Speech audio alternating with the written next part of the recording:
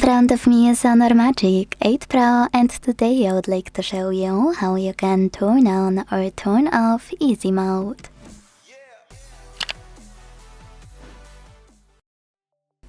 Begin by opening Settings and scrolling all the way down to hit System and Updates.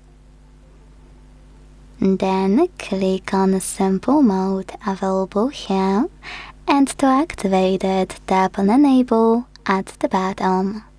Then wait. So when I do that, as you can see, Easy Mode was successfully enabled. If you wanna disable it, click on Settings again and tap on Exit Simple Mode at the bottom in the middle. Thanks so much for watching. If you enjoyed this video, leave a like, comment and subscribe. Bye!